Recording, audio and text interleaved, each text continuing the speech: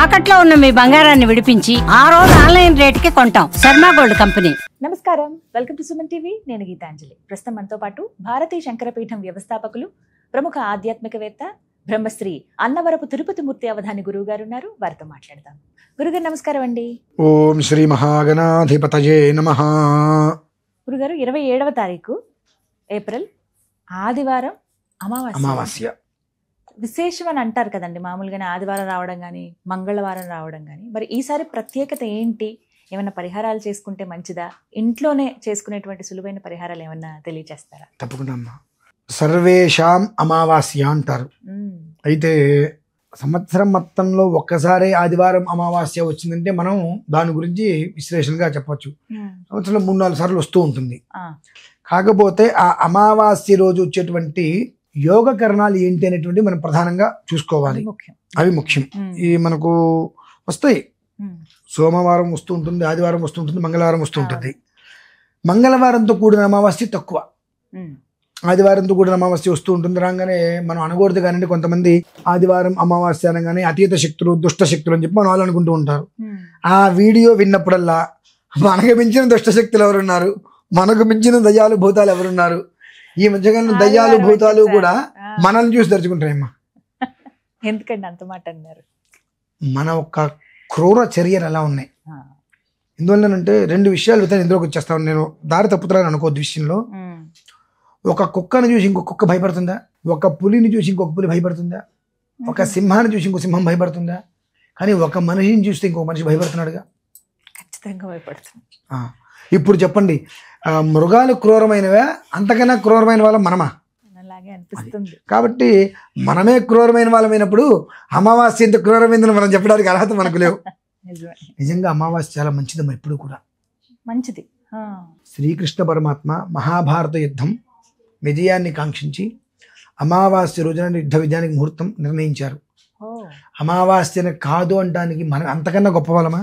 అంతకన్నా గొప్ప వాళ్ళమైతే కాదు. ఫస్ట్ ఆఫ్ ఆల్, సెకండ్, ఈ జనవరి, ఫిబ్రవరి 1, 2, 3 తారీఖులు తీసేస్తే అమావాస్యాంతంతో మళ్ళీ కొత్త మాసాలు వస్తూ ఉంటాయి. కొత్త మాసం అనేటువంటిది చైత్రం, అమావాస్యతో వైశాఖం వస్తుంది. మరణం నుంచి ఉత్పత్తికి మూలం.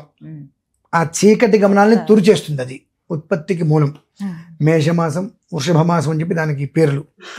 సౌరగమనం కూడా అమావాస్య నుంచే సౌరగమనం అనేటువంటి దాని నుంచి అనుసరిస్తారు. చాంద్రమానం మనకు లేదు, సౌరమానమే. చాంద్రమానంగా పంచాంగాలు రాస్తూ ఉంటారు, సౌరమానంగానే రాయాలి. కానీ మనం పాటించేదంతా కూడా పాటిస్తున్నాము అంతే. పాటించవలసింది సౌరమానం. సౌరగమనాన్ని అనుసరించే ఒక రోజు మొదలవుతుంది. ఒక లగ్నం అంటాం. ఇప్పుడు నీ లగ్నం ఏంటి, ఆ లగ్నం ఏంటంటాం. ప్రతిరోజు 12 లగ్నాలు గడుస్తాయి.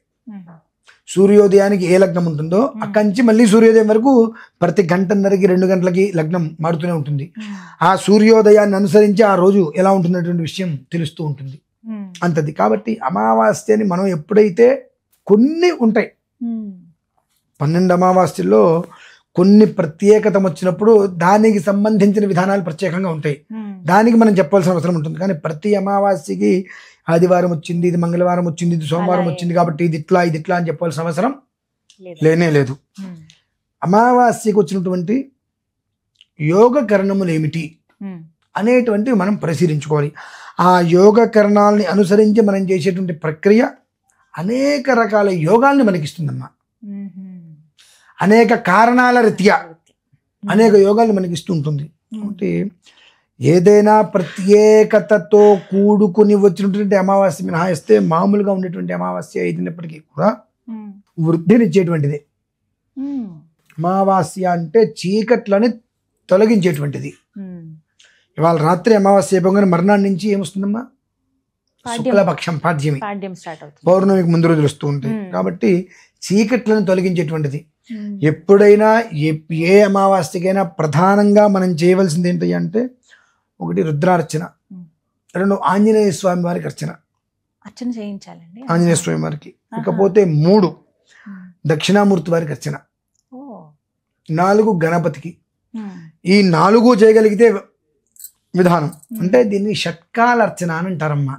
ఏ కాలంలో చేయాలండి చెప్తా. ఒక రోజుని 6 భాగాలు తీసుకోండి. ఒక రోజుని 6 భాగాలు తీసుకోండి. షట్కాల అర్చన అని అంటారు దాన్ని. 6 భాగాలు తీసుకుని ఒక్కొక్క భాగానికి ఒక్కొక్క అర్చన, రుద్రార్చన, హనుమదర్చన, దత్తార్చన, అదే దక్షిణామూర్తి అర్చన, అలా ఒక్కొక్క కాలానికి ఒక్కొక్కరు తీసుకుంటూ సాయంత్రం సమయానికి వచ్చేటప్పటికి మనకు హనుమదర్చన తీసుకోవాలి. మధ్యరాత్రి, ఆ మధ్యరాత్రి వచ్చేటప్పటికి శనికి అర్చన తీసుకోవాలి. తెల్లవారుతుంది అన్నప్పుడు గౌరీ శంకర ఆరాధన చేయాలి. ఇట్లా షట్కాల అర్చన ఉంటుందమ్మా దానికి. ప్రతి అమావాస్యకి చేసుకోవాల్సిందే ఇది.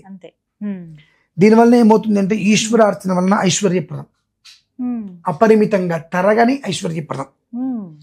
దక్షిణామూర్తి యొక్క అర్చన వలన మేధస్సు, 1000 మందికి మన మేధస్సు ఉపయోగపడుతుంది. ఏదైనా ఒక వ్యాపారం మొదలు పెట్టాము అంటే అది మెలకువలు ముందుకు వెళ్ళాలంటే ఎలాంటి మెలకువలు మనకు కావాలి, ఎలాంటి తెలివితేటలు కావాలనేటువంటి దక్షిణామూర్తి ఇస్తాడు. ఇకపోతే ఆంజనేయ స్వామి వారు ధైర్యాన్ని ఇస్తాడు ముందుకు వెళ్ళిపోవడానికి. ఏ ఒక్క గ్రహభూత పిశాచాలు ఏవి కూడా మనకి దగ్గరికి రాకుండా అన్నిట్లంటి రక్షణ కల్పిస్తాడు ఆంజనేయ స్వామి వారు. ఇలా షట్కాలార్చనలో 6గురిని మనం విడివిడిగా ఆరాధన చేసుకోవాలి.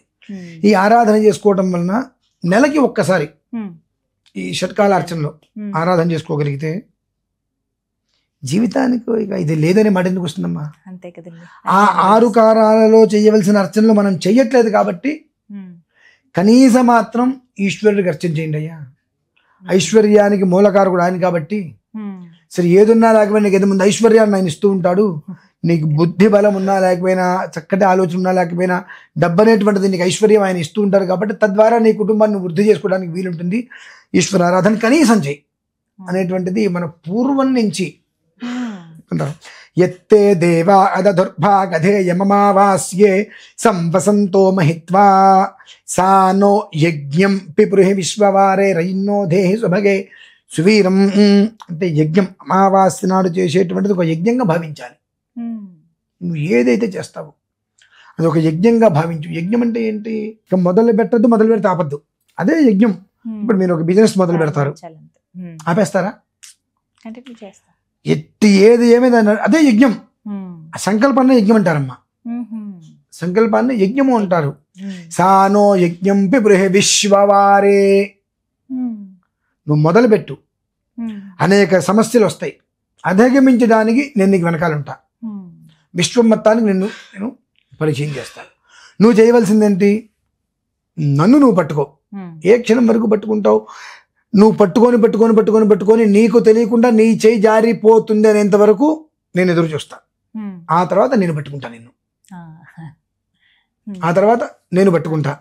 కానీ నువ్వు పట్టుకొని నేను పట్టుకున్నా నాకు ఉపయోగం లేదు, నేను పట్టుకున్నా నాకు ఉపయోగం లేదంటే, తల్లి గర్భంలోంచి బయటకు పడాలంటేనే 10 నెలలు పడుతుంది. తల్లి నేను జాగ్రత్తగా పట్టుకోవాలి. ఆ తర్వాత 10 నెలలు ఒళ్ళో పెట్టుకోవాలి. ఆ తర్వాత 10 సంవత్సరాల పాటు నీకు చదువు చెప్పించాలి. ఇది వయసు వచ్చిన దగ్గర నుంచి. అంటే సుమారుగా 20 ఏళ్ళ పాటు పట్టింది నీకు. అన్ని సంవత్సరాలు నేను పట్టుకోమని చెప్పట్లా. అన్ని సంవత్సరాలు తల్లిదండ్రులు నిన్ను పట్టుకున్నారు.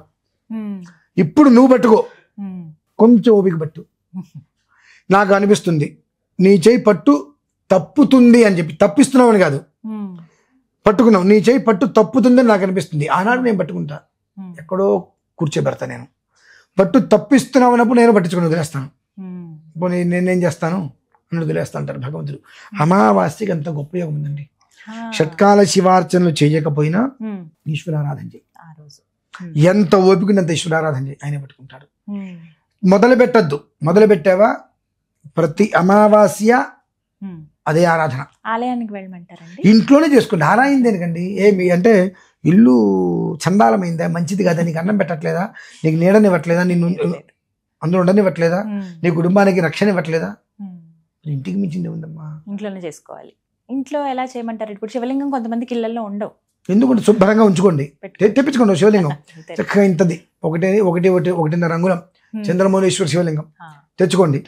రోజు మీకు కుదరదు, ఓకే, అన్ని బియ్యం అన్ని ఒడ్లు తెచ్చుకోండి. ఒక కప్పు పెట్టుకోండి, అడుగున బియ్యం ఒడ్లు ఏదో ఒకటి పోయింది, శివలింగాన్ని పెట్టండి. ఆ పైన మళ్ళీ ఒడ్లు పోసేసేయండి, దేవుడి దగ్గర పెట్టేసేయండి. అమావాస్య రోజున ఉదయం తీయండి, ఆ ఒడ్లు మొత్తం తీసేసేయండి. ఆ శివుడిని శుభ్రంగా కడగండి. చక్కగా మంత్రం చెప్తా, అభిషేకం చేసుకోండి. 20 నిమిషాలు 60 నిమిషాలు అభిషేకం చేసుకోండి. స్వామివారికి విశేషమైన నామాలని అవన్నీ ఇస్తా.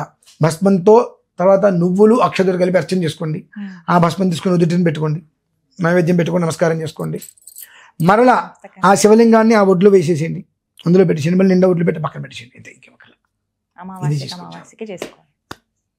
చాలా ఇంకేం అక్కర్లేదమ్మా. అది చేసుకోగలిగితే చాలు. అది కూడా నేను చేయనండి, నాకు ఫలితాలు కావాలంటే ఓకే, జీవితకాలం తప్పిస్తున్నట్టునే అట్లా ఉంటుంది. నేను మీ అందరికీ చెప్పగలిగేది ఏమిటి అంటే, అమావాస్య అనేటువంటిది భూతము కాదు, ప్రేతము కాదు, పిశాచము కాదు, ఉత్పత్తికి వృద్ధికి మూలం. కనుక మనకు మించినటువంటి దయ్యాలు, భూతాలు, ప్రేతాలు లేరు.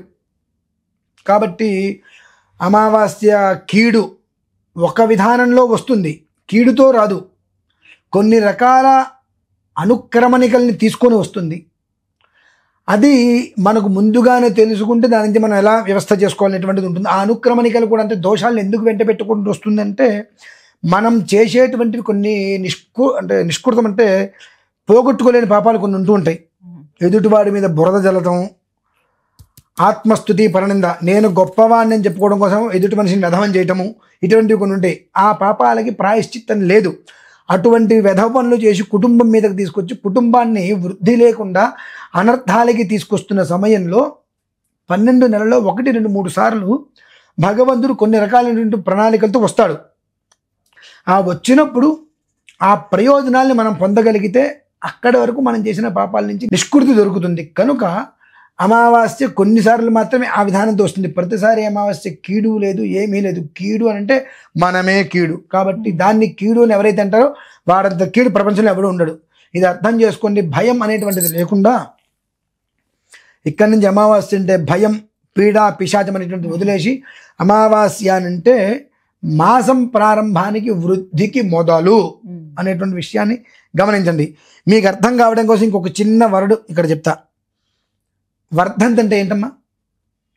ఎవరికి చేస్తారు? చనిపోయిన వాళ్ళు. మనందరికీ తెలిసి వర్ధంతి అంటే చనిపోయిన వాళ్ళకి మాత్రమే చేస్తారు అని నాకు అదే అనిపిస్తుంటుంది. వర్ధంతి అంటే ఇప్పుడు నాకు 41, 42 వర్ధంతి వస్తుంది నాకు రేపు కార్తీక మాసంలో. వృద్ధి చెందేటువంటిది వర్ధంతి అంటే అర్థం వృద్ధి తీసుకొచ్చేటువంటిది, వృద్ధి చెందేటువంటిది, వృద్ధిని మాత్రమే వృద్ధిలు అంటారు కదా, వృద్ధిని మాత్రమే తీసుకొచ్చేటువంటిది వర్ధంతి అంటే. మనకు ఆలోచనలు అక్కడి వరకే ఉంటాయమ్మా. ధర్మం ఏంటి, విధానం ఏంటి మనకు అనవసరం. వర్ధంతి అని అంటే ఇప్పుడు నేనున్నా, నాకు 41, రేపు కార్తీక మాసంలో వస్తాయి 42వ వర్ధంతి అంటే నేను చచ్చిపోయిన 42 ఏళ్ళు అయిందా? కాదు కదండి, నేను జన్మించి 42 అయింది. అంటే 42 సంవత్సరాల పాటు వృద్ధి తీసుకొచ్చింది. ఆ వృద్ధి అనేటువంటిది ఇంకా పరంపర కొనసాగాలి. వర్ధిల్లు నాయనా అని చెప్పేది అనేటువంటిది. ఆ వర్ధంతి అని అంటేనే వృద్ధిని మాత్రమే తీసుకొచ్చేటువంటి దాన్ని వర్ధంతి అని అంటారు. అంటే చనిపోయిన వాళ్ళకి వృద్ధి కావాలండి ఎక్కడైనా? మరి వారికి కర్మ ప్రారంభం. వారిని ఏమంటారండి మరి చనిపోయిన? అది రకరకాలు ఉంటుంటాయి. ఈ సంతాప సభను పెట్టుకుంటారు. ప్రథమ వర్ధంతి, ద్వితీయ వర్ధంతి, తృతీయ వర్ధంతి మనం పెడుతూ ఉంటాం. అది మనకు అలవాటు పడిపోయామ్మా. నేను ఎందుకు చెప్పాల్సి వచ్చింటే అమావాస్య అంటే భయం. ఈ భయాలన్నీ కూడా ఎలా అవుతుంటాయి? వర్ధంతి అంటే చనిపోయిన వాళ్ళకి మాత్రమే చేస్తారు. ఇప్పుడు ఎలా తీసుకొచ్చారంటే మీరు అన్నారు చూసారా, ఇప్పుడు చనిపోయిన వాళ్ళకి వర్ధంతి కాకుండా మరి ఏమంటారు అని చెప్పి భగవద్గీత నేను మా ఇంట్లో పెడితే పక్క వాళ్ళు ఏమనుకుంటారండి? ఏమనుకుంటారు? నా ఇంట్లో ఎవరో చనిపోయారని అనుకుంటారు. అంటే భగవద్గీత అంటే మన నుదిటి రాతని పరిపూర్ణ మార్చేటువంటిది. శ్రీకృష్ణ పరమాత్మ భారత యుద్ధం సమయంలో ఆ గీతోపదేశం అర్జునుడికి చేసి ఉన్నారు. ఎంత మహత్తరమైన ఉపదేశం అది. ఆ ఉపదేశం చేసినటువంటి ఆ గీతని మనము ఇప్పుడు ఎక్కడ పెట్టాం? చనిపోతేనే గీత, భగవద్గీత ప్రకారం తీసుకొచ్చి చూసారా? ఇలాంటివి ఇవన్నీ కూడా ధర్మం వేరు, మనం ఆచరించటం వేరమ్మా. ధర్మం తెలుసుకొని మనం ఆచరించం. ఇప్పుడు నేను వర్ధంతి అంటే జన్మదినాన్ని వర్ధంతి అని అంటారంటే విషయ పరిజ్ఞానం లేని పేడ పురుగు లాంటి మనుషులు ఉంటారు చూసారండి, ఎంత ఇష్టం వచ్చినట్టు మాట్లాడతారు. వాళ్ళ కర్మ అటువంటిది. దానికి మనం ఏం చేస్తాం? తెలుసుకునే జిజ్ఞాస లేదు, చెబితే అర్థం చేసుకునేటువంటి ఆలోచన లేదు. అటువంటి దురాలోచన కలిగిన మనుషులు ఉన్నారు. అందుకే నేను మళ్ళీ వివరంగా ఈ విషయం నేను చెప్పాల్సి వచ్చింది. దీనికి ఒక్కోదానికి ధర్మం ఇలా ఉంటుంది, మీరు ఆచరించేది ఇలా ఉంది. ధర్మాన్ని తెలుసుకోండి. వర్ధంతి అంటే వర్ధిల్లటం. చనిపోయిన వ్యక్తి వర్ధిల్లాలండి, కాదు కదా. వర్ధిల్లదాన్ని వర్ధంతి అంటారు. ఉమ్, అలానే గీత, నీ గీతను మార్చుకున్నటువంటి గీత చనిపోయిన చోట పెట్టేటువంటిది కాదు. అలానే అమావాస్య అనేటువంటిది ఉమ్, వృద్ధికి ప్రణాళిక ప్రప్రథమైనటువంటిది. ఉమ్, ఈ చీకట్లని కంప్లీట్గా తరిమి కొట్టేసేటువంటిది. ఉమ్. మర్నాటి నుంచి మాసాన్ని మార్పించి, మాసమే మారుతుంది కదండి, అవును, మాసం మారి. మాసాన్ని మార్పించి నూతన మాసాన్ని తీసుకొచ్చి నూతన జీవితానికి నాంది పలికేటువంటిది అమావాస్య. అది అర్థం చేసుకోవాలని చెప్పి కోరుకుంటున్నా. శివుడికి కూడా అభిషేకానికి మంత్రం చెబుతాను అన్నాను. ఉమ్, ఎవరైతే కనుక ఆ శివలింగాన్ని ఇంటికి తెచ్చుకుని అభిషేకం చేద్దామని అనుకున్నారో వారు ఒక్కసారి కనుక మాకు కాల్ చేస్తే ఇక్కడ నేను మంత్రం చెప్పిన దాన్ని మీరు ఆ ముక్కను తీసుకోలేరు. ఉమ్. నేను రికార్డు చేసి పంపిస్తారండి. ఇస్తాండి. 28 నామాలు పంపిస్తాను, ఉమ్, మంత్రం కూడా ఉమ్, పంపిస్తా. విభూతిర్భూతిరైశ్వర్యమనిమాదికమిష్టధా ప్రాప్తి ప్రాకామ్యమీశత్వం వశిత్వం చ అష్టసిద్ధయః అధ్యవోచదధివక్త ప్రథమో దైవ్యోభిషకు అహీగుశ్చ సర్వాంజంభయన్ సర్వాశ్చయాతు ధాన్యః నమః శంభవే చ మయో భవే చ నమః శంకరాయ చ మయస్కరాయ చ నమః శివాయ చ శివతరాయ చ. దీన్ని అనులోమ విలోమంతో ఉమ్, పాశుపతంగా ఉమ్. మంత్రాన్ని నేను రికార్డు చేసి పంపిస్తాను. అనంతరం 28 నామాలు కూడా నేను పారం చేసి పంపిస్తానండి. అది వాళ్ళు చక్కగా ఎంతమ్మా, ఒక అరగంట అంతే, 30 minutes చక్కగా. నెల రోజుల్లో అరగంట సమయం కేటాయించమనండి ప్రతి అమావాస్యకి. ఆ, అమోఘమైన వృద్ధి. ఇది మాసంతో సంబంధం లేకుండా, వేరే వేటితో సంబంధం లేకుండా ప్రతి అమావాస్యకి ఈ విధంగా చేసుకోవాలి. చక్కగా వివరించారు గురుగారు. ధన్యవాదాలండి.